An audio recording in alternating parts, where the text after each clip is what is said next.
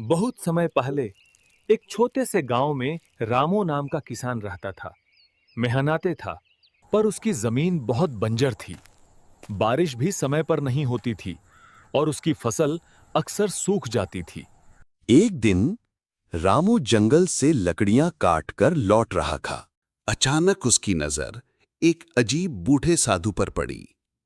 साधु ने कहा, रामू, मैं जानता हूं तू मेहनती है, पर किस्मत साथ नहीं देती। ये लो, एक जादुई बीज। इसे अपने खेत में बो देना, लेकिन याद रखना, बीज बोते समय मन में कोई लालच नहीं होना चाहिए। रामू ने आदर से बीज लिया और खेत में बो दिया। अगले ही दिन चमत्कार हुआ। जहां कल तक बंजर जमीन थी, वहां से हरी भरी फसल लहलहाने लगी। गांव वाले हैरान थे। रामू बहुत खुश हुआ, लेकिन धीरे धीरे उसके मन में लालच आने लगा। वो फिर साधु के पास गया और गिड़गिड़ाते हुए बोला, मुझे और बीज चाहिए। रामू, तूने मेरी बात नहीं मानी। जादू सिर्फ निस्वार्थ दिल वालों के लिए है।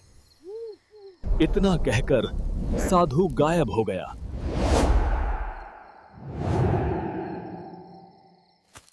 अगले दिन रामू ने देखा, उसका पूरा खेत अचानक सूख गया, जैसे वहां कभी फसल थी ही नहीं। रामू समझ गया कि लालच इंसान की सबसे बड़ी दुश्मन है। उस दिन के बाद उसने मेहनत करना नहीं छोड़ा, पर लालच से हमेशा दूर रहा। मेहनत और संतोष ही असली जादू है। लालच कभी सुख नहीं देता।